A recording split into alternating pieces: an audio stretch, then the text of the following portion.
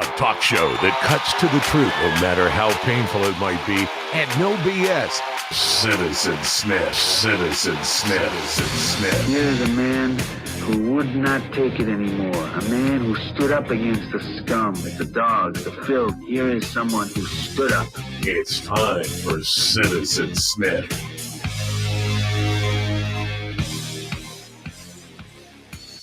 Morning.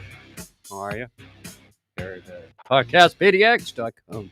I got a lot to talk about today. I'm trying to pace myself so I don't get too involved too quickly and too frenetic, too irritable, too angry. Because what I'm going to talk about today is just pissing me off. But first, let's talk about Portland. Because what I want to talk about is the plight of the young white male in America. Yes, I said that. There's a plight for white young males? Yes, there is, Justin McDonald. And your son is right in the middle of all this at 16 years of age. But first, I want to mention this cackamamie, harebrained, stupid idea by Ted Wheeler and the Portland City Council to make a statement to Texas, which, you know, we all know has just said that for all intents and purposes, abortion is illegal, limiting it to the first 6 weeks, which most women won't even know they're pregnant at that time sometimes. What is going on with this audio, man? It's like going in and out of my head. Are we good? Are we good? All right. So anyway, they wanted to ban the purchase of any goods from Texas to protest this abortion initiative and law that they've enacted in Texas, which I went into detail quite in depth last week. So no Texas goods will be purchased. That's what they're considering, the city council, but they will revisit this resolution next week. No goods and services from Texas, which surprisingly, when I saw this number, $34,656,323 in the past 5 years. We've actually purchased services and goods from Texas. What the hell do we buy in Portland from Texas? Steak? Beef?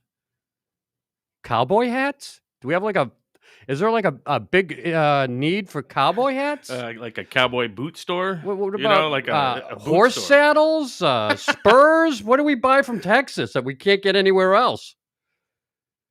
And also the city council and will not visit Texas anymore. Whoa, we'll take that travel off the docket, that stipend for our city employees. Well, this was recognized also by the lieutenant governor in Texas. When he heard of this, he said, quote, "It's comical that Portland Mayor Ted Wheeler is worried about Texas when his city defunded the police and he had to ask citizens to, quote, take back the city. Texas is solidly hashtag pro-life, and Texans support law enforcement. Meanwhile, Portland is a dumpster fire and Texas is thriving." This is like children going back and forth. That was the Lieutenant Governor Dan Patrick of Texas speaking out in the last 24 hours on a Twitter tweet. Like little kids going back and forth here over a very serious issue. I think Ted Wheeler should just focus in the city council on their own city at this point. I think we got enough problems. This is like, you know, yeah, okay, make your statement, you're opposed to it, and leave it at that. Okay? You know, they're just so... I don't even know why even bothering. Yeah, exactly. You got a hell of a lot more things to worry about. We got a lot of things to worry about in Portland. We don't need to be getting into Texas business. Say we oppose the abortion thing. The city council drafted a statement. Here it is. Move on. Now let's solve that homeless problem, okay? Let's get that taken care of. Let's add to the police force so that we don't have drag racing on bridges, shutting down traffic because we don't have enough enforcement. They say to take care of traffic violations. Jesus, man, this city council and this mayor, they got to be the most lost group, lacking in understanding of priorities and how to properly communicate. I shake my head when I read stuff about them. The sooner there's a new administration in this city, the better.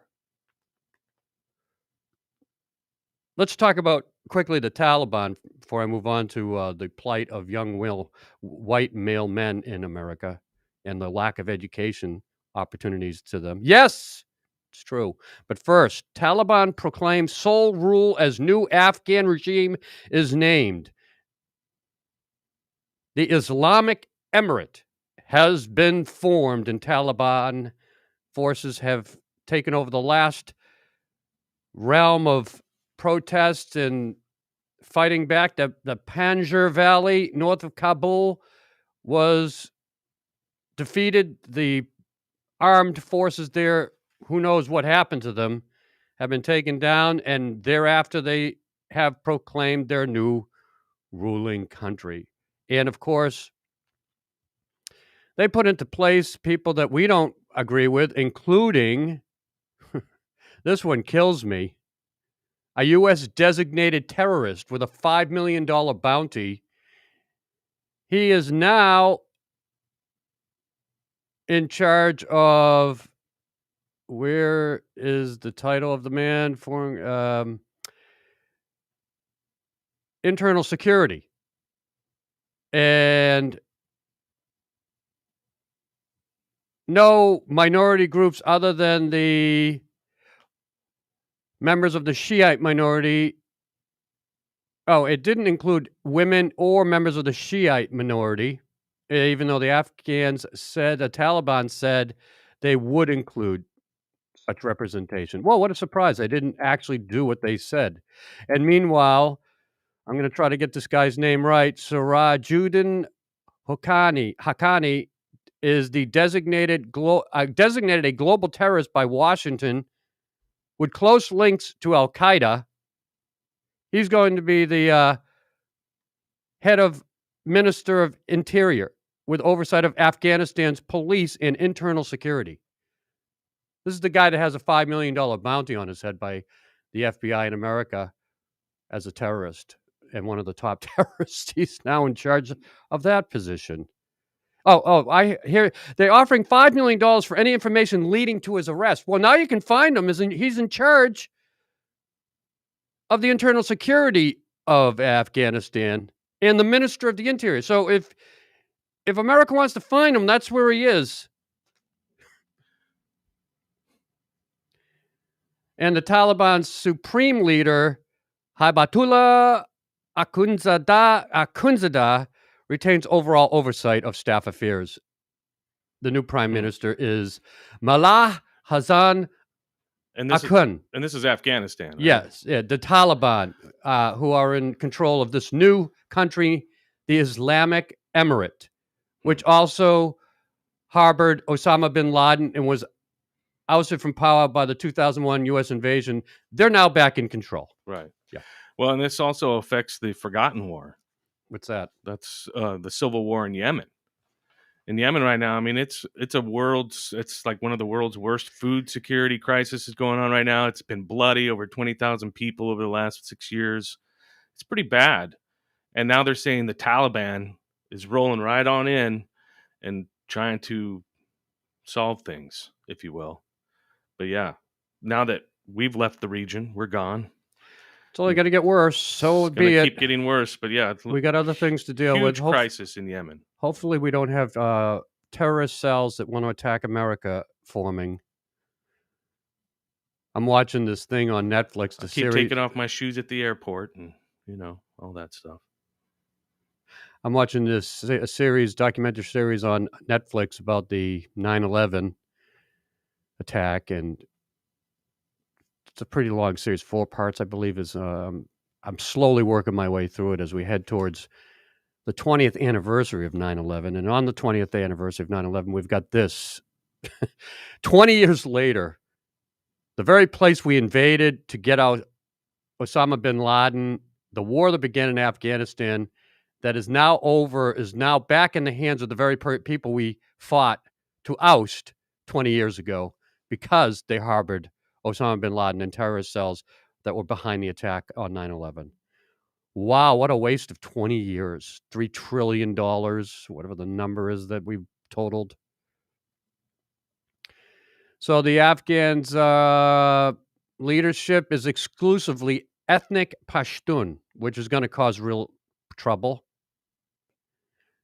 And the Taliban regime in Kabul has been recognized only by Pakistan, Saudi Arabia, and the United Arab Emirates. Otherwise, no foreign governments have extended diplomatic recognition of the Taliban. Though Russia, China, Qatar, Iran, Turkey, and Pakistan have kept their embassies in Kabul open, all Western missions closed last month. We shall watch how that country develops. It's going to probably be the most dangerous country in the world to live in, and the most dangerous country still to America for possible terrorist cells. Let's talk now about an issue that many women probably won't agree with, especially in the Portland area. And they'll probably just say, who cares? You had it coming. It's not a problem. Welcome to our world for the last several hundred years and decades. And I'm talking about how young men are abandoning college in America, and a lot of them white men from lower income and middle class families. I found this to be a topic that I've brought up in the past on the show, but really didn't delve into it because I didn't have the data and statistics to support what I felt was going on, which was as women advance their careers in education and dominate academia now, in even minority groups, people of color, because of the affirmative action and initiatives taken by colleges and cities and states, and well-deserved, I will say, but they have also, by their own gains, pushed aside a forgotten group, young white men, boys growing up in a vastly different society, one filled with one-parent families, usually the mother raising them, which also is a challenging point. And that's for all young men today. Broken families. But that's another story. This one is about the higher education gap between men and women, which is now at record levels. Ladies, you've achieved your goal. You are now the dominant force in academia. You are the ones that are the majority getting education in college. You've won. You've returned to the top where you should be for now. I shouldn't say returned. You've just gotten there. And I'm not saying women didn't need it. The women's suffrage of America and all across the world, but talking about America has a real dark blemish on American society. And I'm glad they've advanced. I'm glad they have opportunity. But I'm not happy to see that they did so at the expense of young white men and men in general now in the academic world. So let's look at this article by Douglas Belkin in the Wall Street Journal, Tuesday, September 7th. And hats off to them and him for this investigative, alarming, and in-depth article that is just startling to see the numbers. At the close of the 2021 academic year, women made up 59.5% of college students, an all-time high. And men, what do you think their number was? 40.5%, according to enrollment data from the National Student Clearinghouse, a nonprofit research group. U.S. colleges and universities had 1.5 million fewer students compared with 5 years ago. And men accounted for 71% of the decline. Where have all the men in college gone? Well, they go to blue-collar jobs where they can make money right away, some citing the need for more income for the family that they've stepped up. The military. Growing military, they join the military. The education gap, which holds at both 2- and 4-year colleges, has been slowly widening for 40 years. The divergence increases at graduation. After 6 years of college, 65% of women in the U.S. who started a 4-year university in 2012 received diplomas by 2018.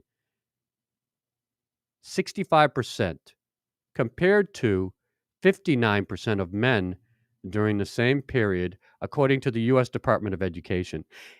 In the next few years, 2 women will earn a college degree for every man. You have made it, ladies.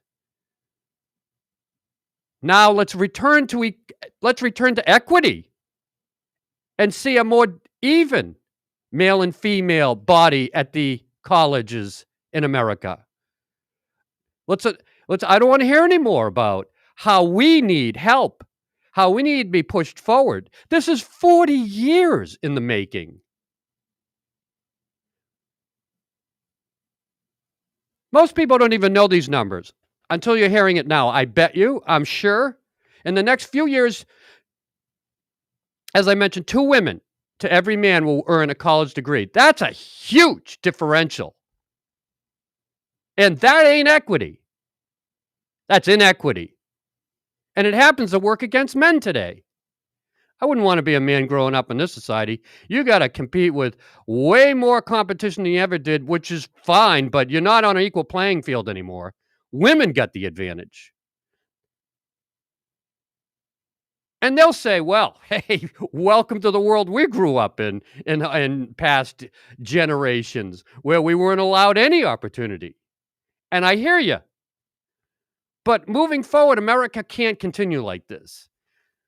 We don't sacrifice others now for the gain of others. Everybody has to have equal footing and a chance. We've righted the ship. Now let's raise the sails so that everyone can voyage off into a future that is promising. No reversal is in sight, though, as it's reported here. Women increased their lead over men in college applications for the 2021-22 school year, 3,800,978 to 2,815,810 by nearly a percentage point compared with previous academic years. In the Common Application, a nonprofit that transmits applications to more than 900 schools, women make up 49% of the college population in the U.S.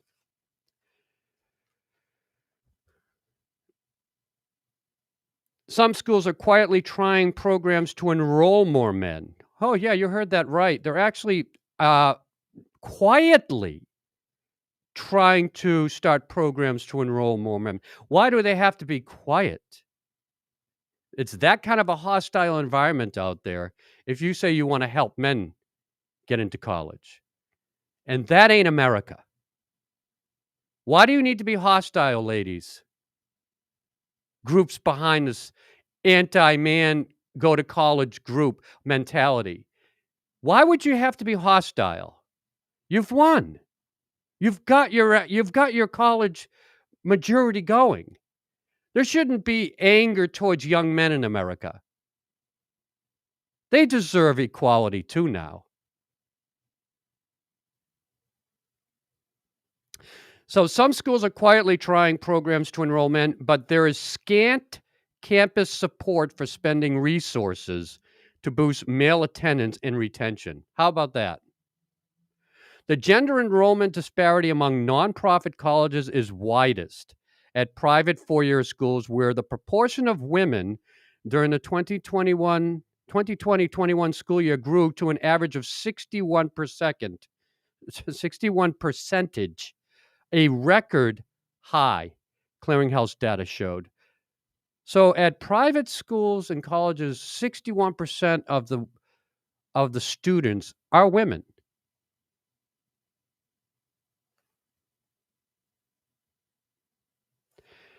And men, once the predominant group on American campuses, no longer hold a statistical edge in enrollment rates. This from the Pell Institute. Enrollment rates for poor and working class white men are lower than those of young Black, Latino, and Asian men from the same economic backgrounds, according to an analysis of census data by the Pell Institute for this article by the Wall Street Journal. Are you surprised to hear that? I am. But nobody gives two shits about young white men anymore in America. They're the toss-away generation now and demographic. Push them to the fringe. Leave them out of society's influential decision-making and ability to enhance their academics.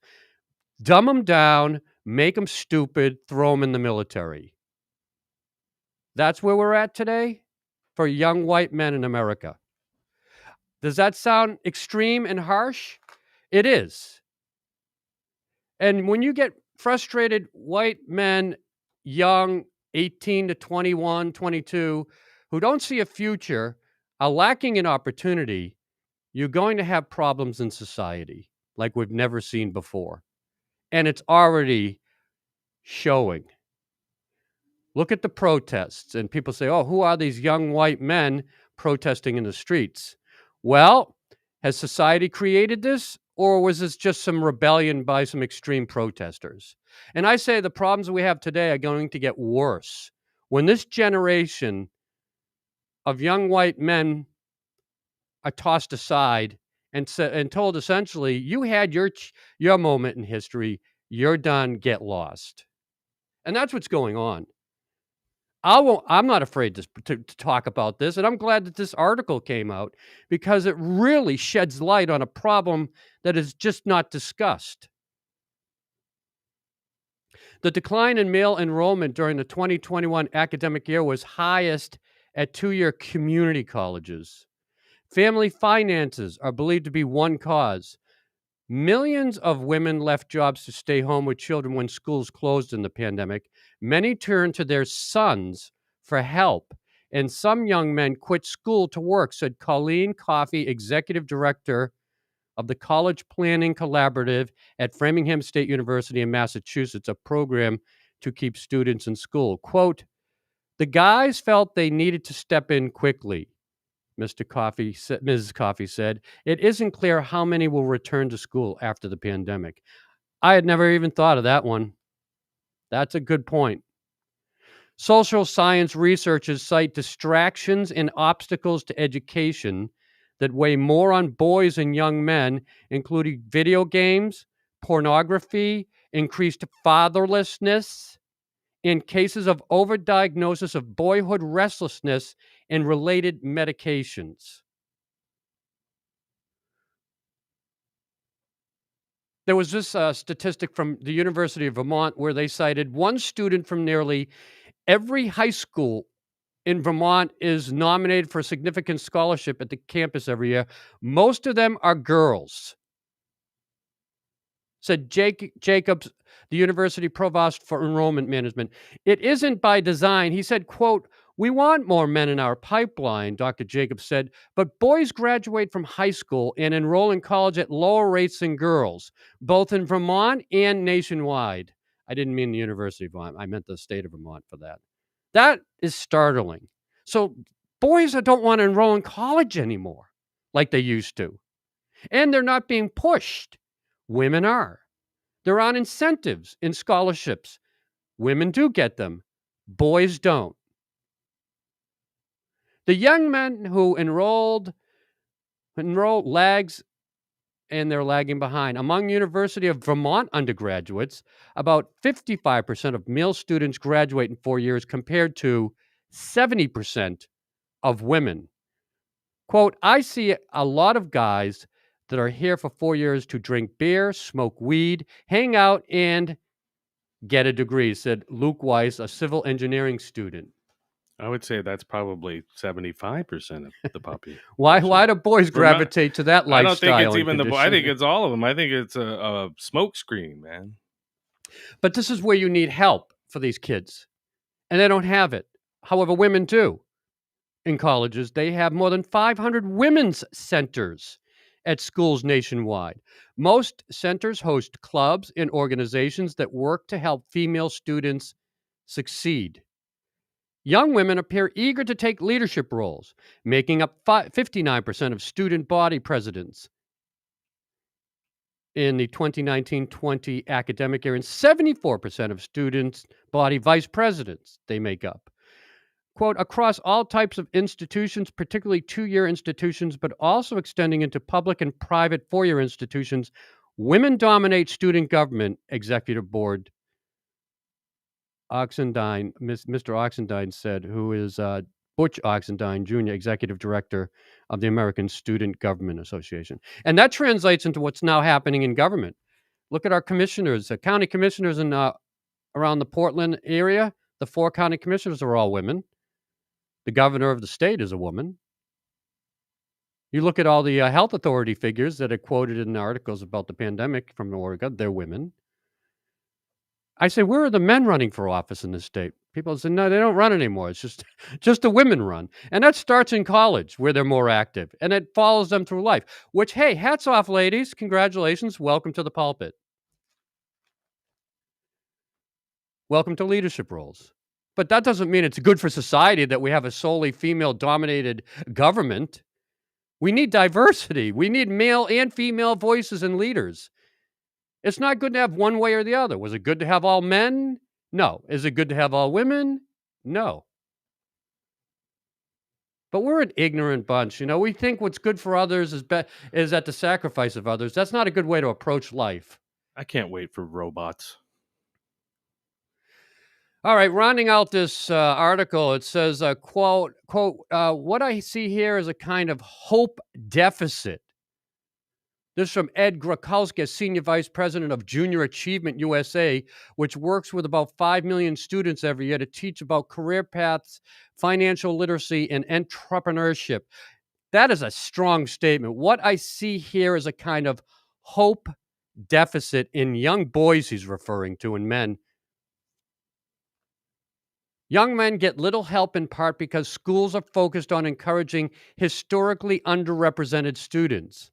Orlando Jackson, Department Chair, Education Leadership and Policy Analysis at the University of Wisconsin School of Education.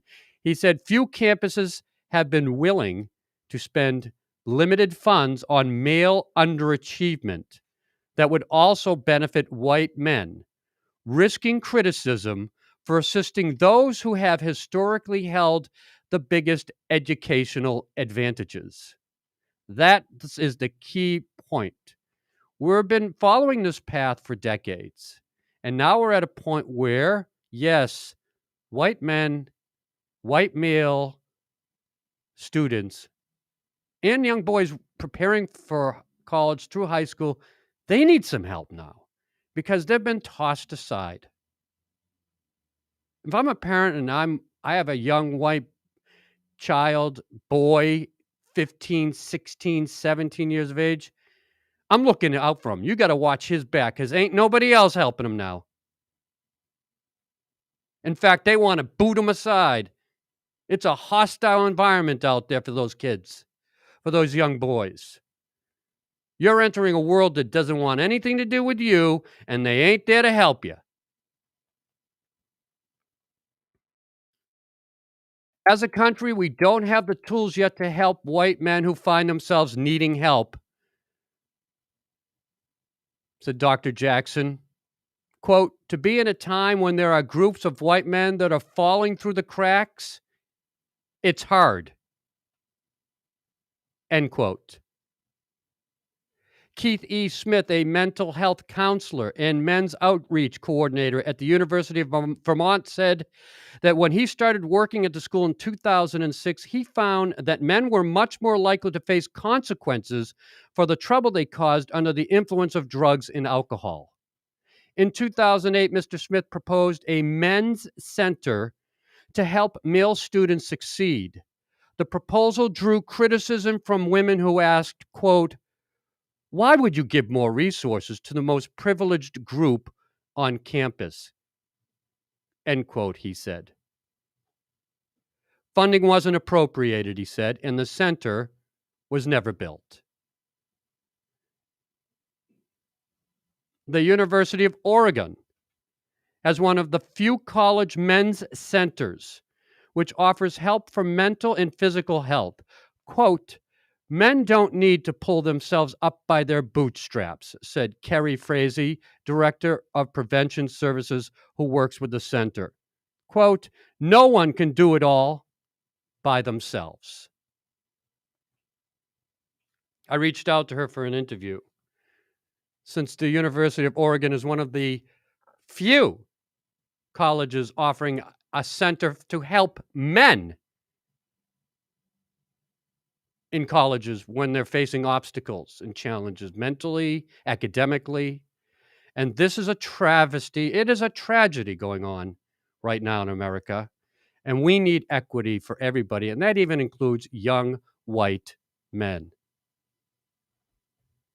Dare we say it? We just did. I don't know. I find that a very disturbing, enraging article. And the statistics are alarming. It's not the way America should be evolving as a society of equitability and equal education. It's just, I understand the initiatives that were taken in affirmative action for women, people of color. But as you can see from that article, those numbers in the Wall Street Journal, something needs to change now. Or we're going to have disgruntled young white males, uneducated, out in the streets of America, and you're going to feel their fury. And it isn't going to be good for anybody. That does it for today's show. Feel free to email me if you want. Ken@talkcastpdx.com. We'll talk again. Have a great day.